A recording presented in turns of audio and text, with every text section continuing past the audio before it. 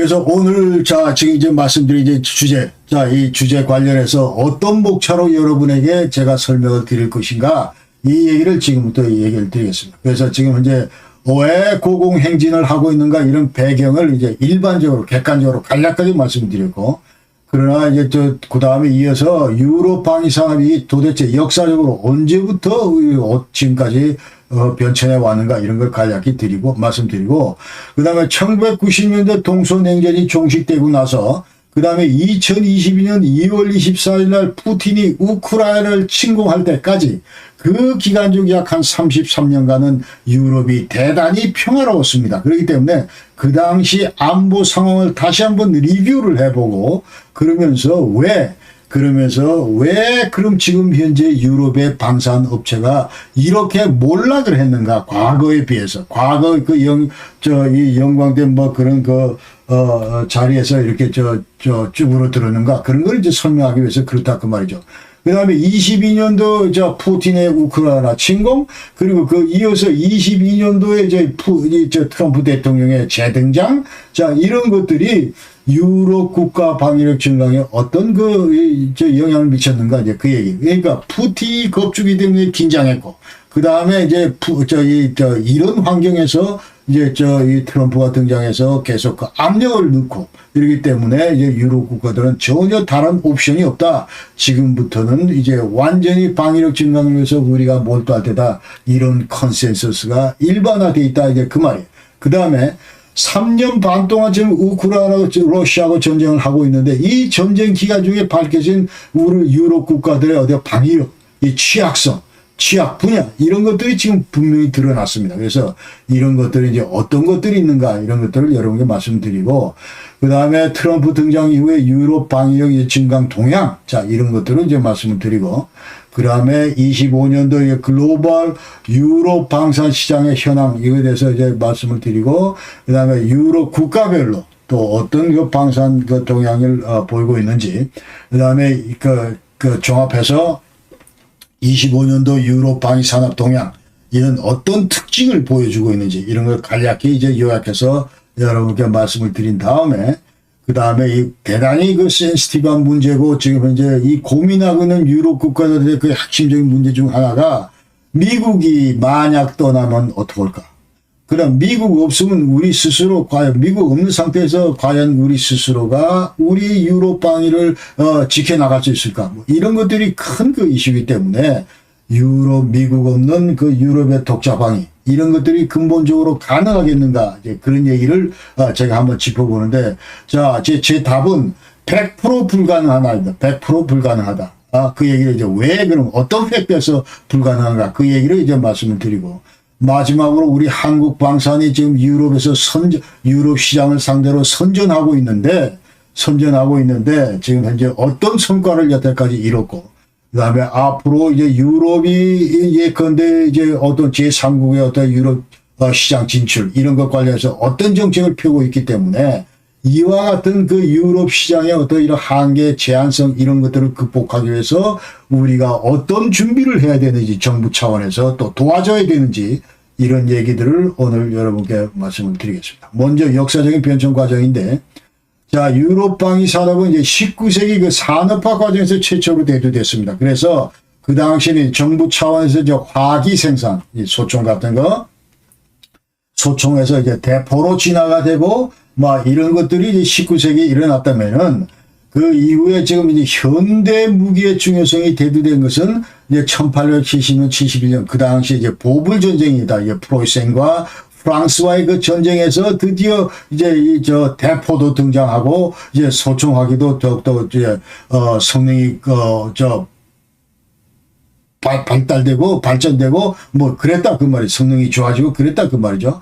그러니까 그 당시에 프로이센의 대포는 이제 C64, 67 이런 것들이 있었는데, 그 다음에 이게 알프레드 쿠, 이 사람에 의해서 이 대포가 발명이 됐는데, 이때 프로이센 시대 때 대포가 이제 사거리가 이제 4km 된다. 그러면 세단 전투에서 이제 완전히 프랑스군을 완전히 무찔렀다. 이 혁혁한 공을 세운 것이 바로 대포다. 그 얘기. 그러니까 높은 발사 속도, 그 당시 분당 최대 10발 정도, 그 다음에 긴 사거리 4km, 그 다음에 정확도도 나름대로 대단히 상대적으로 좋아졌다. 그러나 이제 프랑스는 여기보다도 프로이센보다도 소총화기 이쪽 분야에서 이제 우월했다. 그렇게 얘기를 이제 합니다.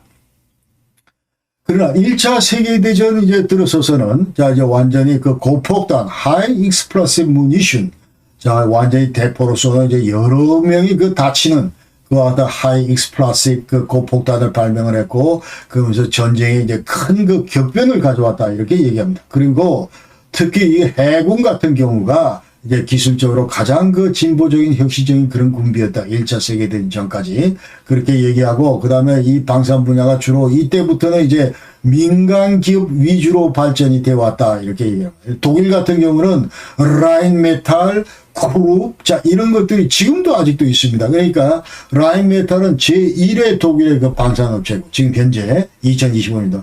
이 크룹은 그동안에 이제 몇 번의 어떤 이런 통합을 거쳐서 티센 크룹, 이걸로 지금 현재 또 명맥을 유지하고 있고, 프랑스 같은 경우는 슈나이더, 그 다음에 오홍 제국 때는 그 다음에 스코다, 그런 게 있었고, 미국 같은 베틀레헴 스틸, 이런 것들은 1차 세계대전 그 당시에 있었던 민간 기업이다, 방산 기업이다, 이렇게 얘기할 수 있습니다.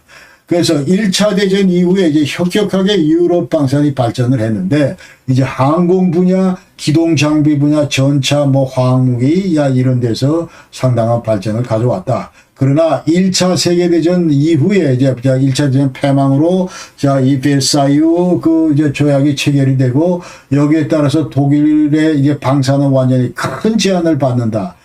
이제 최대 병력 10만 명 유지해라. 그러면서 이제 모든 장비나 이런 것들 생산이 전부 금지돼 있다. 이제 독일 같은 경우는 그랬다. 이제 그 말이죠.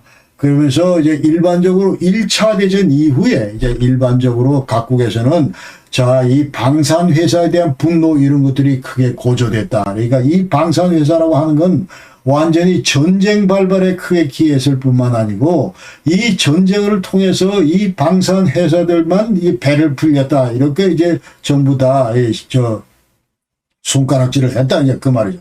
그러면서 21년도에 1921년 국제연맹, 이때 군비 제한, 방산 제한, 이런 보고서들도 이제 전부 만들어서 제기를 했다. 이렇게 우리가 알 수 있습니다.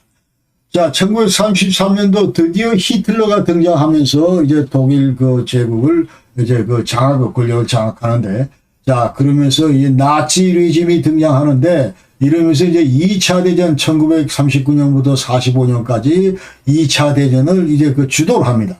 이 기간 중에 방산 문제가 어떻게 되는가. 그래서 이제 완전히 폭발적으로 발전을 했다. 이렇게 얘기해요. 그러니까 독일 같은 경우는 이제 라인메탈이 전차, 장갑차 이런 것들을 커버를 했고, 그 다음에 이제 2차 대전 종식한 다음에는 그 당시 여러분 잘 아시던 포츠단 협정에 의해서 이제 패전국이니까 독일에 대해서 이제 전승 4개국들은 이제 5D, 이런 것들을 전부 독일에 대해서 얘기를 해요. 제일 첫 번째가 데밀리타리즈용에서 비군사화. 너희들은 어느 일정 부분 이런 완전히 이런 군사력을 갖추면 안 된다. 무기 이런 것들도 크게 제한을 받고, 그 다음에 데나치피즈용 해가지고 나치화 이런 것들 완전히 반나치화 이런 것들. 그 다음에 무슨 데모크라티스용, 데센트랄리스용, 그 다음에 이런 거 하면서 전부 다 이거 완전히 민주화하고, 그 다음에 중앙 집권하는 거 이런 거 막아야 데몬타주. 근데 전부 다 이 방산 회사 이런 것들은 전부 다 완전히 폐기를 하라. 이런 것들이 이제 5D인데, 이와 같은 여파로 이제 독일은 2차 대전 종식 이후에는 완전히 이 방산 분야는 거의 완전히 제로 그라운드, 여기서 그라운드 제로에서 출발했다. 물론 사람들은 있었지만, 그러나 많은 방산 시설이나 이런 것들을 전부 다 폐기를 하는 그런 상황이었다. 이제 그렇게 우리가 아시면 되고. 55년에 분데스웨어 연방군이 창설이 됐고, 그러나 그 당시에 전혀 무기를 만들 그런 역량이 안 됐기 때문에 전부 미군들이 쓰는 무기를 전부 건네받아서 이제 군대를 유지했다. 이렇게 얘기할 수 있습니다. 그 다음에 80년대, 90년대는 이제 대충 조금씩 살아났고, 그러나 동서냉전이 이제 1990년 종식된 다음부터는 완전히 이제 이 무기가 필요가 없어져. 전차가 필요가 없어졌어요. 왜냐하면 적이 없어졌기 때문에. 구소련이 해체되고 이제 러시아하고 이제 관계가 좋아졌기 때문에 자 이제 더 이상 적이 필요 없다 해가지고 완전히 전차도 이만큼 가지고 있던 걸 완전히 줄여서 그냥 전부 치장시키고 뭐 이런 상황이 됐다 이제 그 말이죠. 그러면서 이제 컨버전 자, 이 군수 산업을 어떻게 민수 산업으로 전환시킬 것인가 이런 것들이 완전히 그 사회 대부분의 유럽 국가들의 완전히 핵심적인 그런 그 테마였다 이렇게 얘기할 수 있습니다. 그래서 90년대 예를 들어서 이제 독일 방위산업 직원 수가 90년에 뭐 한 29만 명이 됐는데 그러나 2002년도 가서는 이게 전부 8만 명으로 축소가 됐다. 그러니까 그건 20만 명 가까이가 전부 사라졌다. 이 방산 분야에 이제 근무하던 이런 그 전문가들이 전부 다 사라졌다. 이제 그 말이에요. 그러다 보니까 이게 하루아침에 또 양성도 안 되고 그러다 보니까 지금 현재 완전히 30년간의 이 공백 때문에 지금 현재 당장 재무장을 해야 되는데 그 재무장 하는데 여력이 없다. 이제 그 말이에요. 그런 얘기들을 이제 우리가 알 수가 있습니다. 그러나 일반적으로 유럽 방산이 이제 2001년 9.11 테러 이후에 9.11 테러 이후에 방위산업은 이제 비약적으로 발전했다 이렇게 얘기할 수 있습니다. 그러니까 그 당시에 이제 Far Against Terrorism 해가지고 부시가 자 이제 무슨 빌라덴 잡아야 되겠다. 그 다음에 아프가니스탄 때려야 되겠다. 그 다음에 사담 후세인 때려야 되겠다 하면서 계속 이 중동 지역을 중심으로 지금 전쟁이 지속돼 왔었고. 자, 이런 과정에서 이제 계속 그 방위산업은 발전할 수밖에 없었다. 그러면서 재래식 중무기 거래 이런 것들은 계속 늘어날 수밖에 없었다. 이렇게 얘기.